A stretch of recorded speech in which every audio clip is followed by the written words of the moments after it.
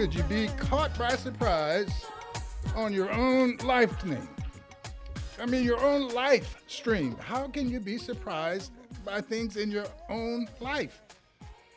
I mean, we this is our life. We plan it. We go to sleep on it. We wake up on it, and we still get surprised. I mean, there are some things that are really surprising to me. One, that you're still paying attention to this crazy old man. Two, that I'm blessed to still wake up despite my 900 years on the planet. I've lived to see a lot of things that I'm not happy with, but I anticipate living to see a lot of things that I am happy with. Uh, Beyond my grandbabies, they make me happy even in the most dark moments of my life. Um, this is Wallace Allen on the Empire Talks Back radio program every Sunday. We're here to bring you a little closer to a reality that loves you, a reality that empowers you, a reality that expects for you to step up and do the things that will lead us out of this darkness, not melanin darkness, but moral darkness, back into a circumstance where we're happy to let our children walk to the store, walk to the park, do the things that children can do when they feel safe. Today's program is a little bit about elections, about selections, about opinions, about follow through, about what's important to you, and of course, what's important to your neighbor. That neighbor that you may or may not know, may not have talked to, may not even know their name, but they're your neighbor. And the longer you don't know them, the longer you don't care about whether you're making too much noise or if they're making too much noise, you're feeding into this divisiveness that we are having to use to describe our America. Half the people want to do this, half the people want to do that. But despite that push and pull, we're the greatest nation on the planet. Now, I must admit that the planet is only one of probably billions, and we are significant to the universe based on how significant we are to ourselves. And if we're willing to blow ourselves up, if we're willing to allow our planet to evict us because of our lack of attention, lack of demonstrated love, well, we kind of deserve that. But let me say this, there are half of us who really care, and there's the other half who depend on us caring while they do whatever it is that they're going to do. Well, you can't stop caring because others don't. You can't stop cleaning up your trash because others don't. Sometimes you're going to have to clean up their trash. Well, what does that mean? That means you got to do what it takes to stay here, to make it right, to... You just got to understand that everybody doesn't really care. I mean, I'm going to talk to you a little bit later on, or maybe later, about the election issue in Georgia. We're going to talk about Mr. Herschel Walker. Not going to talk about him long, but I'm going to talk about him. And I'm going to talk about how people really feel about him. And I'm going to give you a chance to talk also to a couple of people who are running for office here in the Inland Empire. We have a newbie, Miss Kelly Irving. She's running for city council in the city of Rialto. We're going to get a chance to talk to her and see why she's so fired up about what she can do to make the Rialto section of the world a better place. And we also have Ms. Dr. Gwen Rogers. She is running for the San Bernardino County Board of Education. She's leaving the office of the Board of Education for the San Bernardino Unified School District. So what is she going to be able to do there that she wanted to do at the city level? Maybe accomplished it, maybe didn't. We'll get a chance to talk to her about those things. And if you are in Georgia, Arizona, Pennsylvania, and other places where people pretend to care about life, much more concerned about life on its way than life that's here today, which is more valuable. I don't know. I'm not King Solomon, but I will ask you, Do you want us to cut the baby in half? Do you want us to just go on and say, well, I'll tell you what, we're going to flip a coin, and the people who want to destroy the world will destroy it, and those who want to save it will save it. We're going to flip that coin. Well, if you're part of that group that says, okay, let's do it, then you're not the real part. So, talking to the real people, the people who care, the people who share, the people who want to do the right thing. And if you're not one of those, stick around. We'll try to convince you to be that. And if you know someone who's not one of those, give them a call. And if you're already one of those, pray for me. Pray with me. And let's see if we can't get this thing balanced out and moving in the right direction. This is Empire Talks Back. I'm Wallace Allen, on the case for truth and justice with the right information to improve the situation. Hey, we're going to talk a little bit about money, too. Because when it gets down to it, everybody is moving in a direction to increase the economic power. Yeah, because when everybody's got all the toys they want to play with, it gets a little bit easier. We'll be right back to talk about how to get there. To every word I say, every This word is KCAA. Publish your legal notice in West Side Story newspaper. For the best service and the best rates, call 909-384-8131. Publishing legal notices in the city and county of San Bernardino since 1990. West Side Story provides friendly expert service. Call 909-384-8131 to benefit from budget-friendly rates. Whether a fictitious business name, a name change, a divorce summons, or any other legal or public notice, call West Side Story newspaper 909-384-8131. 909-384-8131. That's 909-384-8131. Hey, kiddo, ready to catch that movie? Almost. Wallet, phone, keys, mask. Yep, all set. A mask? It's not required, is it? No, but it's gonna be busy and crowded, so I'll feel better with it on. You right. It is opening night. Let me grab mine. Nice! You passed the vibe check, Dad! Wearing a mask when it can help protect you and others is just one way to keep each other safer. Brought to you by the California Department of Public Health. 106.5 FM and KCAA 1050 AM.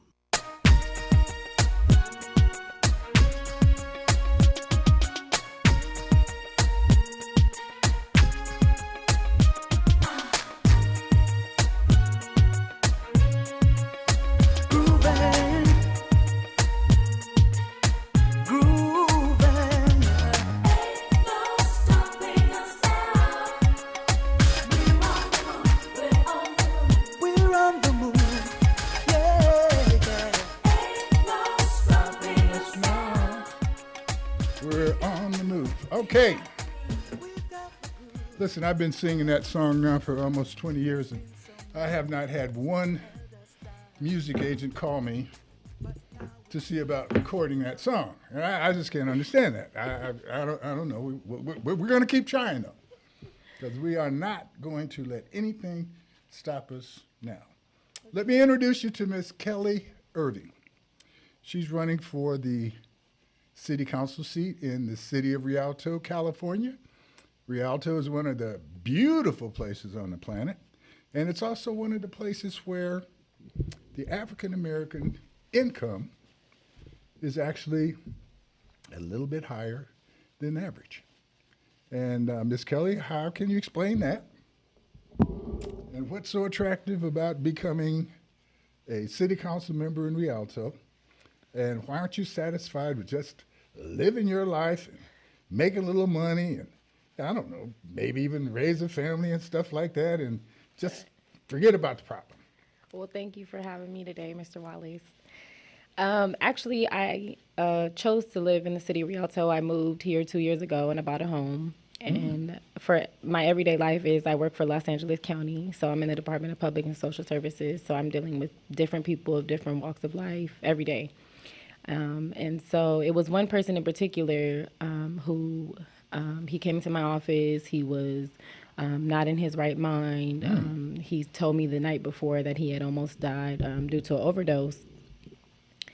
And it just, it resonated with me because he was more concerned about, not disappointing his daughter and he wanted to get help. He wanted to get into a facility. He wanted to get into a sober living, and he needed Medi-Cal. And so he made sure to tell me that, and it just resonated with me that, you know, he had told me that he had just his life was just saved by nurses and doctors, and then by me helping him and getting him the services that he needed, that he was, you know, he was like, you saved my life, because he was more concerned with keeping the relationship with his daughter and, you know, making her proud, and, you know, not, you know, even though he's not in his right mind and he's on drugs, you know, he wanted to make sure that she was, you know, happy. And the so, sweet and sour. Right. The sweet and sour all in one package, where you are certainly disturbed about his condition, but encouraged about his mental desire to participate, to stay in here.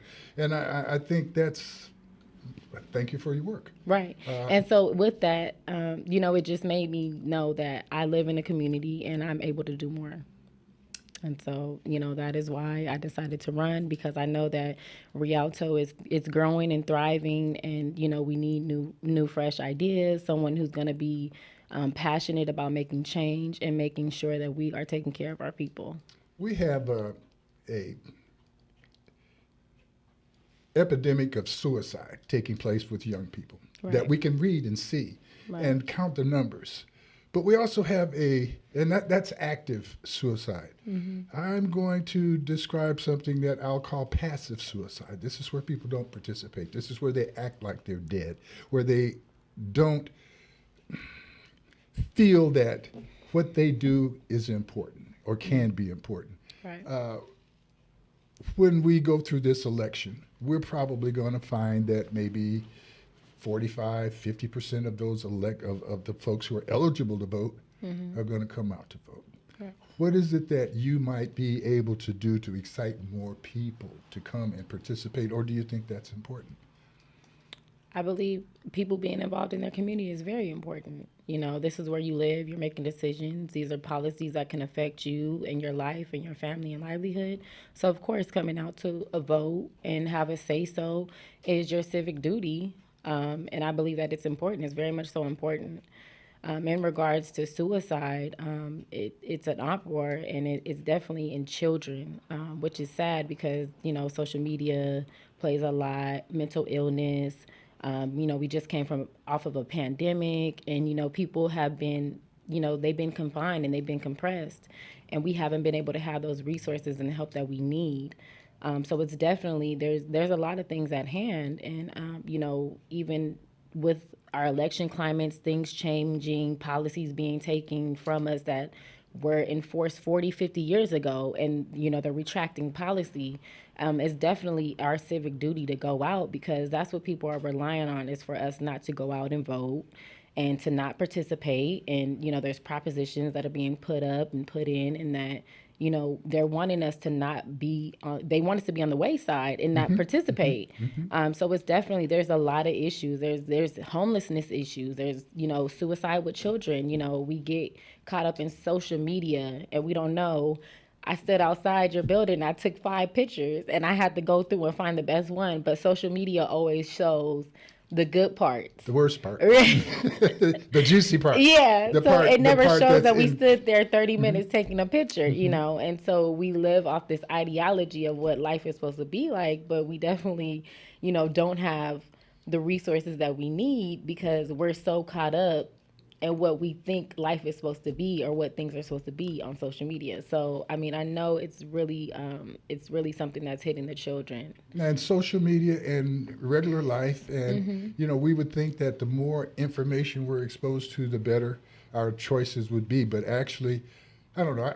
When I was in college, my freshman year in college, I had a job at a shoe store. Okay. And the manager at the shoe store, you know, told me, he said, Wallace, when you know, when women come in to buy some shoes, they want to look at everything in the store. Right, we do. But they're not going to buy everything in the store. So when they tell you what shoe size and what they're looking for, you go back into the stock room and come out with 2, maybe 3 pair of shoes that would fit and move in the direction they want, and tell them that's all you got. Right. Because you limit the choices, you quicken the buy, and you're able to move on to the next deal. I was amazed because he was wrong as far as I'm concerned. So, Miss Jones, you want to see 10 pair of shoes? I'm going to show you 10 pair of shoes. And I could use up my whole shift trying to please one person, and they leave without even buying some shoes. True. So the choices are made to confuse sometimes and to narrow the choice and to get people to think more clearly about what it is they want to do. We use the term fake news, and sometimes I don't think people know what the word fake means. How can you combat this? Do you, as a city council person, getting elected, having a movement that you want to get made, say cleaning up the city or developing the city, how do you, as a new city council member, figure that you'll have power or authority or even people listening to you on the dais to make some things happen, some changes? I definitely believe you have to lead by example. So you have to be at the forefront. So one is being present, being knowledgeable, so doing your research. Research is very fundamental, and I believe a political role is because you're holding all these people's lives in your hand. So you have to research and know, and evaluate and come up with a plan, and a plan that's not just going to benefit you, but the greater good of everyone in your community. So, there's a lot of times that, politicians who are out to do the right thing, they want to go and, try to please everybody. You're not going to try to, it's not going to happen. Somebody's going to be upset about it. But when you're doing something that's for the greater good of the majority of your community, or you're striving to do that for all of your community, I believe that's the combat, is that you're really going to take the lead and try to do that. That takes or suggests that there exists an attitude that says, once I get elected, my performance is not going to be based on trying to get reelected, but based on trying to do something to make the city a better place. Right. Okay, we're going to take a short break. We're speaking to Kelly Irving. She's running for city council in the city of Rialto. We're going to take a short break, and when we come back, we're going to ask her, does she have a specific problem that she sees in the city? And if so, what is her plan to fix it? This is Empire Talks Back. I'm Wallace Allen. Call somebody. Let them know how exciting and important this program is. And don't forget, before the day is over, I am going to discuss how important Herschel Walker is and how important it is in terms of his voting constituency in regard to his attitude about abortion. We'll be right back. Don't abort the program. A long way to go, where we'll end up. This is KCAA. Publish your legal notice in West Side Story newspaper. For the best service and the best rates, call 909-384-8131. Publishing legal notices in the city and county of San Bernardino since 1990. West Side Story provides friendly expert service. Call 909-384-8131 to benefit from budget-friendly rates. Whether a fictitious business name, a name change, a divorce summons, or any other legal or public notice, call West Side Story newspaper 909-384-8131. 909-384-8131. That's 909-384-8131. COVID-19 vaccines help keep our families safer from the risks of COVID-19. Now, children 6 months and older are eligible to receive that same reassuring protection. As a parent, you might have questions or want to find out more about COVID-19 vaccines for kids. And that's okay. Talk with your doctor today or visit vaccinateall58.com to learn more so you can feel good about the facts. Brought to you by the California Department of Public Health. 106.5 FM and KCAA 1050 AM.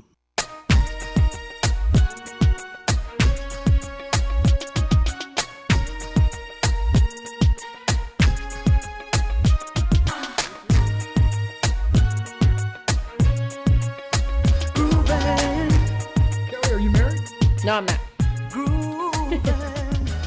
All right, you guys. All you single, adventurous, hardworking young men, I don't know what to tell you. If you can't figure it out, you got a single woman running for city council, got a good job, just bought a house in Rialto. Now her daddy is here, but you got to meet him anyway, so you might as well do it quick. I'm just suggesting. I don't even know if she's interested in that. But I tell you what, that ain't got nothing to do with Georgia. You should be interested in. All right? Just like Republicans in Georgia are not interested in you or people who look like you voting. And I'm not talking to white people out here listening to me. You in Georgia would be voting the way I want you to. So I'm not tripping on melanin or lack of melanin. I'm now in a moral sense of brotherhood. Kelly. Yes. You're running for city council in the city of Rialto, right here in Southern California, in the Inland Empire, the heart of the whole California experience. You have a great job. You're doing well, probably having to have your dad fight off a lot of crazy guys that are trying to get your attention. And here you are trying to run for city council. What's the deal? What's the problem? And what's going to be the solution that you think you can forward to that great city of Rialto?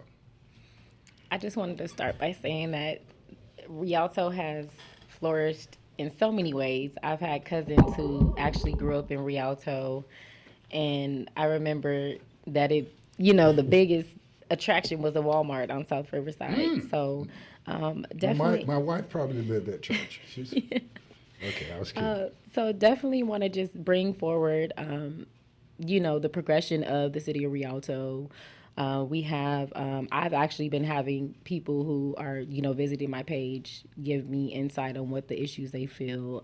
I know that they've talked about the warehousing and what do I feel about it. I know that I've been, I'm a union member of SEIU 721. So, a lot of people are big on, myself are big on unions and, bringing union workers to work in the city that they work in or live in and, bringing their dollars back to the city that they live in.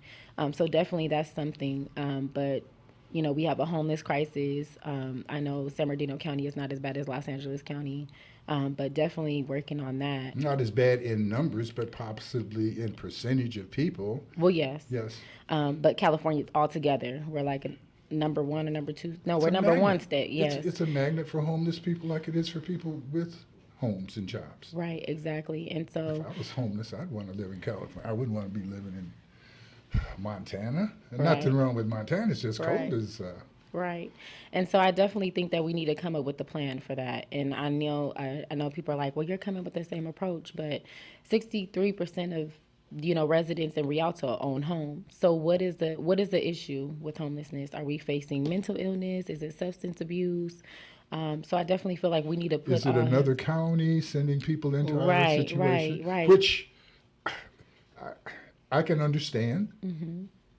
When we look at employment and unemployment and mm-hmm. certain jobs that need to be done, and we look at the brilliance that migrants bring to the country when they come, right. attitude-wise, and the result in general of the work ethic and the improvements that they actually bring to communities. Right. And I say they because I'm not an immigrant. Right, right. I say they because they're usually people who don't look like me right. that are acceptable for crossing the border. Mm-hmm. South Americans, people of color, are given a hard way to go. Right. You open the gates right away for Europeans, Ukrainian people have no problem coming right. into, and I don't have a problem with that part of it. I have a problem with refusing to take the intellect, the spirit, the power that people of melanin bring across that southern border into the United States. Right. I'm concerned about racism. I'm concerned about racism and how it not just holds individuals back, but it holds America back in terms of the progress that we could make if we open up and accept the brilliance that is available in the minds of almost any and everybody if we give them a chance. Right. This mental illness that we face, it's describable. It's something that we can see in other people. Mm-hmm. We can't quite see it in ourselves as we look in the mirror, mm-hmm. but it's there. How many of us have enough confidence to actually try to take on the kind of responsibility that you are trying to take on? And some of us wonder about your mental condition for wanting to do this. where do you find your success and where do you find your satisfaction in attempting to be elected and perform for your community? I find my success in helping the people. So, like I deal with people every day, telling them, somebody who's telling me how much I've done in a small amount of time to help them. So that's definitely something that I feel, is a success in itself, is that I know that I've been able to impact someone's life and make a difference in their life. So, do you feel that bringing young people into government is some level of solution for the future? And if so, how would you involve more young people in government? We need to get out there. We can't rely on, people who are, 50, 60 to pass on and we not know how to even operate our city, our local government, or our county level. We need to have diversity, diversity the school system isn't necessarily bringing young people into civics. They're not bringing them necessarily into city council meetings and commission meetings and things of that sort. How do you feel about involving high school students, for instance, more in civics? I would more than happily agree to that. I feel like I've had a hard time even getting help, internships and, guidance, mentorships. We need it. We need children who are going to want to learn, want to be invested in their community, wanting to know policy and changes and how it can affect them and their families. They need to know. And I definitely feel like there's been a shift in the interest of children in this generation. I know we're behind social media, we're behind gaming. So we definitely need to have a haven for them to where they're able to, want to come back and learn. And we have programs where we can work with school districts to give them the mentorship that they need. Even if they don't decide to get into politics, what are we, You're going to be in politics whether you are in it or not. Right, you gotta right. Vote. All right, we're about to get into the fact that this is the quickest hour on radio. And I don't want to have you on without giving you an opportunity to give your come vote for me speech. All right, so let's do that. Let's let you tell us why people should. Give us your speech. You got 10 seconds. Go ahead and do it. No, you take longer than that. Say what you got to say. And we'd like to. This is Kelly Irvin. She's running for city council, city of Rialto. And there may be somebody running for city council in your city who's got similar concerns. Kelly. So, yes, my name is Kelly Irvin, and I am running for Rialto City Council. I'm passionate about people, and I'm concerned about people. And, I'm going to take the time to dedicate that to the people and the residents of Rialto. Every day I'm on the front line and I'm a public servant, and I'm taking the time to make sure that those lives that I'm, come in contact with, I'm making a difference and I'm impacting my community. I'm not a career politician. This is my first round and my first go round. And the difference between me and anybody else running is that I'm truly passionate about the people that I serve, and I really want to make a difference. And so, how can people who may want to participate or have more questions, want to contact you? How can they do that, and how can people volunteer to work on your campaign? So they have the opportunity to go to my website, where I've been getting some inquiries and feedback about concerns and volunteering at kellyforrialtocc.com. Now, that's obviously for people who want to support you. What about people who don't necessarily want to support you, who've got questions? How can they reach you? The same way? They can reach me the same way. And if you don't want to support me, that's fine. You go ahead and vote whoever you feel is best to serve your community. Yeah. Then go ahead. As long as you vote. Just vote. As long as you vote. Yeah. And in this atmosphere of this very divisive atmosphere, I've suggested to my listeners that it's probably more important to talk to people who disagree with you than it is to just talk to people who agree with you. Right. I'm not going to ask you to respond to that, but I'm simply going to put that out there and tell the audience again that you've been listening to Empire Talks Back. You've heard Ms. Kelly Irving express her concerns about the city of Rialto and, to some level, her concept of solution. If you've got any questions, I don't know, can you give you a call? They can, 909-258-4740. Very good. Say it again. 909-258-4740. Very good. All right, this is Empire Talks Back. I'm Wallace Allen. We're going to take a short break, and when we come back, I'm going to make some more inferences about the Republican Party in Georgia, Mr. Herschel Walker, and do they really care about what he's doing? He seems like an extension of our man getting off the bus, talking about how you can grab him and do what you want to do with him, and Herschel certainly continuing that theme. And we wonder, do the people really care? We'll be right back after this short break. Thank you for having me. 106.5 FM and KCAA 1050 AM. Publish your legal notice in West Side Story newspaper. For the best service and the best rates, call 909-384-8131. Publishing legal notices in the city and county of San Bernardino since 1990. West Side Story provides friendly expert service. Call 909-384-8131 to benefit from budget-friendly rates. Whether a fictitious business name, a name change, a divorce summons, or any other legal or public notice, call West Side Story newspaper 909-384-8131. 909-384-8131. That's 909-384-8131. Californians have worked really hard to beat COVID-19 by doing the things we know work best, like getting vaccinated and boosted, testing before and after travel, staying home when feeling sick, and wearing a mask when it can protect us and others. Let's continue to do our part to keep each other safer from COVID-19. When we work together, there's nothing we can't overcome. Learn more at covid19.ca.gov. Brought to you by the California Department of Public Health. This is KCAA.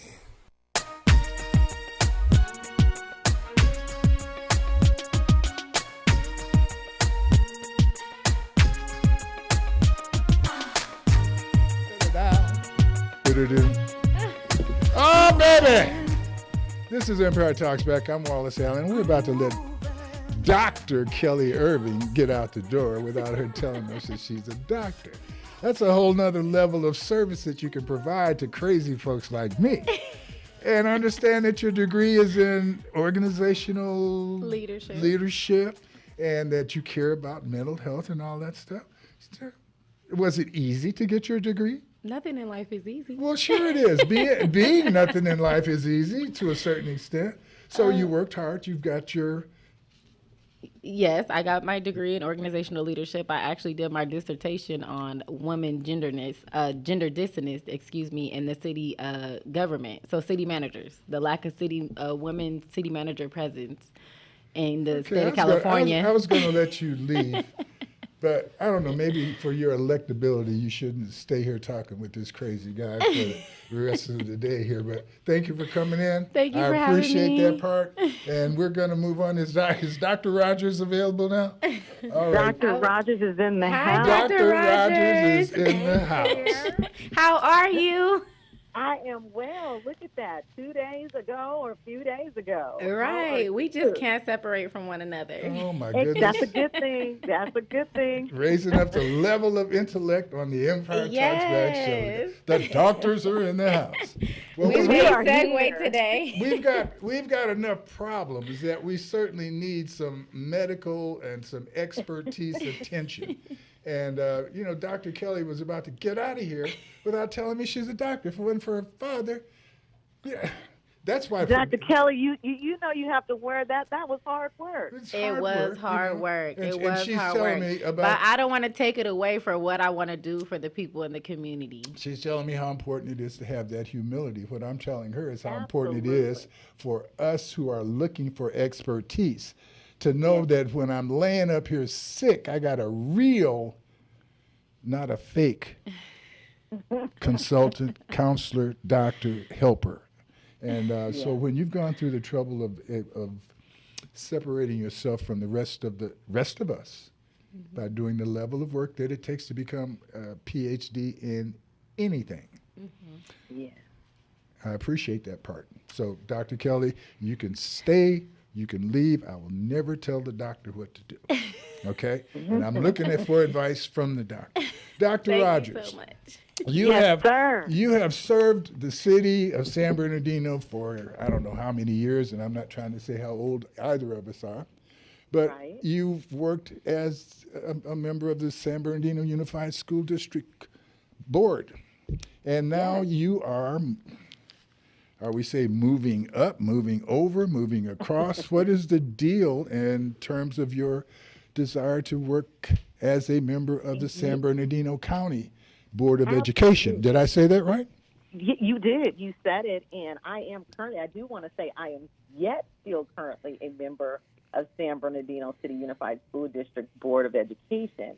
And I am currently sitting in that seat, but I have now brought about another greater expansion of education, and that would be coming over to the San Bernardino County Board of Education, where I will have an opportunity to expand. And what that simply means, as we know, San Bernardino City is one of our districts in 33 school districts. Well, when you move over to the county, you are now part of all 33. And we have definitely done some amazing things in San Bernardino City Unified that has made me and my passion for education say, let's do this. And I've always been the person to say this when I came to the board. If it's good for one, then let's bring it across to everyone. Let's and brag. That's important for our students. Let's get you to brag. What are one of those programs? What is one of those programs so that I don't embarrass my English teacher? So recently, our Richardson Prep High School won a Blue Ribbon Award. And our Blue Ribbon Award for that's a national award. That's for showing a excellent effort in that particular school or many of the other schools that have won them in the particular area of education. And it's saying that we're not doing it just simply locally, but we are recognized nationally for our work. For Richardson Prep?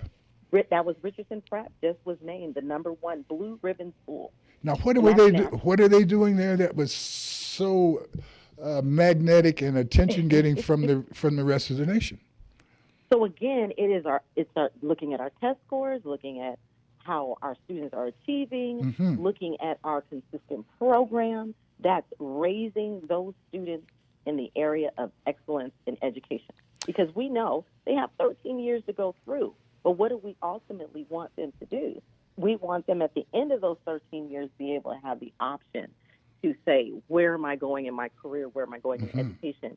And they are definitely on task right now doing that.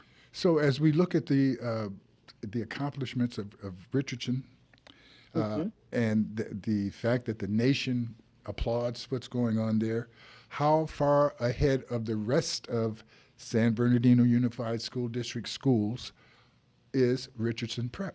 And what are they doing to close the gap? And what will be helpful about you moving to the new position of working with the County Board of Education that will support those efforts to make San Bernardino, the rest of San Bernardino schools, as effective as Richardson Prep? So, as I came to the board and still champion parent engagement, working with our parents and our students, and we all know that we quote that when we look at statistics and say when the parents are involved, and that involvement is happening there. They are working with the parents, they're working with the students, and when we say close the achievement gap, it's more looking at whatever areas of improvement that is needed for our students, that not only it's known when they come to school, but it's also known by the parents when they go home. So we're able to say, for example, Gwen needs support in this particular area, and we're going to work on that. But we're also going to work with our parents so that they know at home or know additional resources to be able to support their students. I don't want to go on too big of a tangent, but man, we're talking about the parents, and we have to talk about the parents. And yes. I'm probably the one who should raise hell and holler and scream to the parents, because if you want to get elected, you can't do that. But the parental participation, what can we do to make that greater? Because regardless of how it is, I know it needs to be better. Yes. What can we do? What's a successful way to get more parents involved? And can you point to something, an example? Yes, I can. So I just recently heard, your previous person on your radio who completed her doctorate as well, and I also had a focus on my doctorate. It was parent engagement. And what it ultimately came down to is parents need to know that, and I put it in simple terms, that the educational system would like to date them. So that is a welcoming feeling. That means that we don't have all the answers, but we also need you. We have to drop the barriers of it's us against them, and invite them in as a real partner to say, you know your student better than we do, and you know what also motivates or demotivates. That is going to affect what's happening in the classroom versus inviting and saying, here's all the bad things that are going on, and go fix it, or we have to work together. And this is a model that I use with my very own kids in this same school district. It is the parent, working along with the teacher on behalf of that student. And as long as that that connection is there and that communication happens, giving them leadership roles. A lot of people know the reason why I'm in the role that I am today is because of the principles allowed me to lead as a parent in my own way, to engage other parents. So other parents engage other parents through access. So if the main time that I get to see parents involved with the school district is at a school board meeting, I don't see a lot of success there. Where else do we see the involvement? Where do we really encourage the involvement to take place? I know the school board meeting is a place where you can express your feelings, and you can, but it seems like that tends to attract people who want and that camera is time where, as opposed to actually concerning themselves with the kids. I imagine a lot of people who show up at those meetings don't even have kids in the district anymore. How we respect the people who don't have children, who are still subject to the conduct of the children, who are still subject to the education gains of the children or the lack thereof. So they have as much to say about it, but how do we assure that parents really get a chance to get involved with their kids despite their work concept, their hours of work, the lack of availability of teachers on Saturday? Not that they should be available, but somebody should. How can we look at that as we come back from this short break? So really, we're going to take this short break, Dr. Rogers. Okay. Let you appear to think about it. I know you got the answer right on the tip of your tongue, but salespeople, we know it always looks good if you say, "Let me think about that," and come back with it. So we're going to get. I love you, Miss Gwen. I do appreciate your attitude. We're going to be right back after this short break. Continue our conversation with Dr. Gwen Dowdy Rogers, candidate for San Bernardino County Board of Education. Did I say it right? You did. Oh, my goodness. Man, my mama's going to be proud. We'll be right back. 106.5 FM and KCAA 1050 AM. Publish your legal notice in Westside Story newspaper. For the best service and the best rates, call 909-384-8131. Publishing legal notices in the city and county of San Bernardino since 1990. Westside Story provides friendly expert service. Call 909-384-8131 to benefit from budget-friendly rates. Whether a fictitious business name, a name change, a divorce summons, or any other legal or public notice, call Westside Story newspaper 909-384-8131. 909-384-8131. That's 909-384-8131. This is KCAA.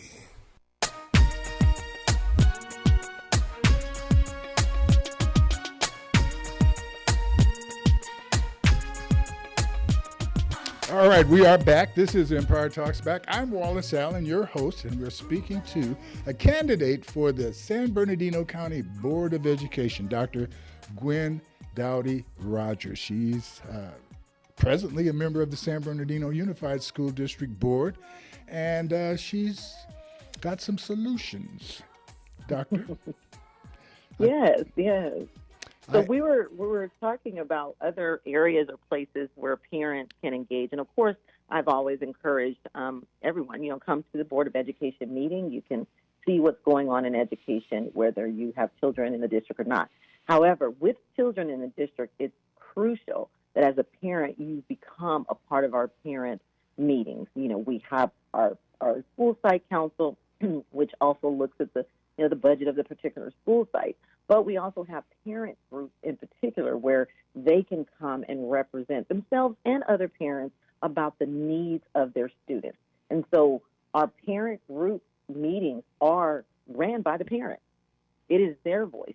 It is their gathering to pinpoint what they want to talk about versus the district. The district is often invited in to share updates, but it's a place where the parent needs to know you can come and this is about you and your student and how you can seek support. And I encourage parents to do that because that is what ultimately brought me to where I am today, being able to be a parent leader. That's a great attitude, especially in the face of the fact that we have people coming to school board meetings with attack on their mind. Correct. They're not coming with solution on their mind. They're coming with, I want to get rid of you. And why? City of San Bernardino School District, you guys just had a unanimous hiring of a superintendent of schools, and within the year you fired him. That's interesting. Actually, it's more than interesting. It's important because it suggests that we wasted a year. I don't, it's a year wasted in terms of the plan he had, I'm sure, because it's a setup. The first year is a setup. You can't be totally operational in the first year. You got to set things up. So I do have to say that the previous superintendent did state that he retired. So I want to just, make sure he that retired. He retired. Yes. He did from the official standpoint. But everybody looking knows that he was fired. And I can say that, and you can say, well, prove it, Wallace, and all I'm going to do is talk bad about some people. That's not my goal, but my situation is that if you spend that much time and money in looking for somebody, you should vet them. If you can't vet them, then somebody needs to vet you. And that's my point. I agree, and as public servants, that is what happens to us in every election. Right. And now my next question is, what is it at the county level, the school board of education, that you see is making room for a person like you? What are the issues, or is there a particular issue that you think your presence on that county board will solve or at least move towards solving? So, my presence, obviously, there is, my coming from City Unified. And again, as I said, we've done a lot of things that have benefited students, but it should not be just in small pockets. Being on that board, I am able to look at the entire county, all 33 school districts. And when we're doing things that are good, for example, mental health is very, very important to me. That is part of my background as well and the work that I do. It is across the board needed for our everyone, actually, not just our students, but our teachers, our administrators, everyone. And this is something that we must embrace and understand that this is not a deficit lens that we're looking at saying, oh, you have a problem. It is awareness of this because we are experiencing so many challenges within, the populations across the board. You're seeing it. Why are people, wanting to take their lives? Why are individuals just throwing their hands up? And it is because not often have we done deep dives and acknowledgement of mental health is not a negative thing. And so I'm very, very proud, for example, bringing programs. Cajon High School has a mental health pathway. Okay. I personally recommended that. And the reason why is because we're the county seat. And so if we're teaching that as a pathway, which is an opportunity for someone to learn some of those skills in high school, they will want perhaps a job in that area. Well, we do have those types of jobs. So that means that is a partnership with the Department of Behavioral Health.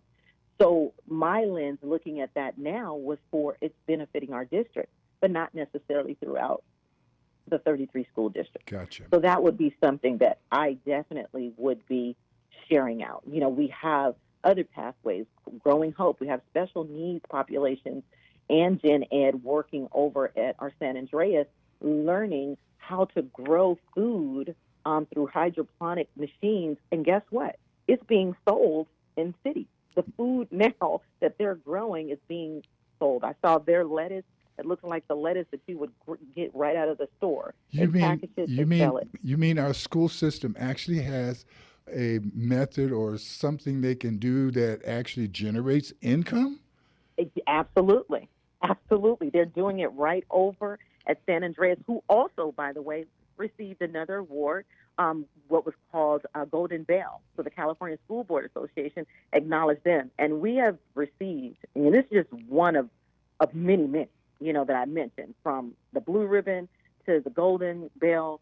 I mean, these are real life programs. Now, that's And exciting. imagine that. That's Yeah. exciting to me because, I'm this entrepreneur attitude is amazing. Mm-hmm. And we're going to let you come on another time to continue your conversation because I'm interrupting you on this one now. You have, you just touched on something there when we talk about them raising food at San Andreas. Mm-hmm. Correct. I've said this before and I'll say it again. I have a big yard. I will buy the seeds. I'll do the water. I just need somebody to come, grow the garden, and take the food. I just need a little bit of that food. Right. And I'll bet you there's 10 other people on my block who would do the same thing. And if it was an official statement from the Board of Education that these kids were working for the school and they're getting credit and that the money's going to go to the school district and go to scholarships, man, I bet we could have farms all over the city that the kids are able to work on, and some of them will stay in that agricultural attitude, and some of them will certainly say it's a penalty for me to have to go out here and work in Mr. Allen's yard. But they can get in the pool, I buy them something else. But we could work that out. And I'm saying that to you because I know you're an extremely innovative person, and that if it can work at San Andreas, it certainly can work up in Barstow. It can work over in Lucerne Valley. It can work everywhere in the county where people have a yard. They're willing to, and plus, if some independent person decided to do it, we would have the state jumping on us about agricultural laws and saying you're trying to do farming and blah, blah, this, blah, blah, that. Dr. Rogers, thank you for your time. Thank you for your commitment. I'm going to now talk a little bit about Georgia, abortion, Herschel Walker, and you probably don't want to be associated with me for the next 2 minutes. So thank you for your time. We will get back to you. And if there's anything you need to say, you got 30 seconds. Thank you again for having me. I always appreciate that. I want to remind everybody, vote November the 8th.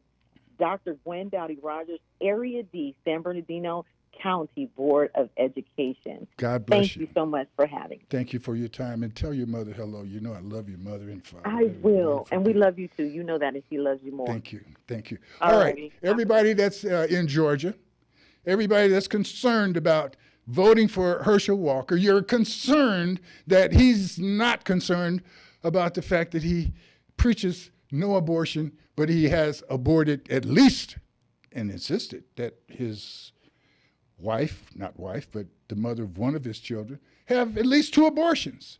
And if you think that because he's committed to having abortions in a state that says we don't want abortions, you think that people the Republicans are going to not vote for him because he's aborting black children? When everything they're doing is to abort the ability for black folk to vote? The ability for black folk to even live in Georgia, they'd like to get them out. And I say that not because of all white people in Georgia, but because of the 33% of idiots. And I say idiots because I'm stupid. I shouldn't call them idiots. They're people that are legitimate citizens. Their concerns are legitimate. And it's just, I don't think they're worried about Herschel aborting black babies. I just don't. And I think they're going to go out and vote for him. And I say that to say, don't give up the ship because you think somebody else is driving it. They're going in the same direction. The deniers are the deniers. The people who don't want equity don't want equity. That those that do have to stand up and prove it and go out and vote. November 8th, do your job. We'll see you next week under 2 circumstances. 1, if the good Lord's willing. 2, if the creek don't rise. God bless you. Thank you for your time. Thank you for your vote on November 8th. I know you're going to do it. KCAA Loma Linda.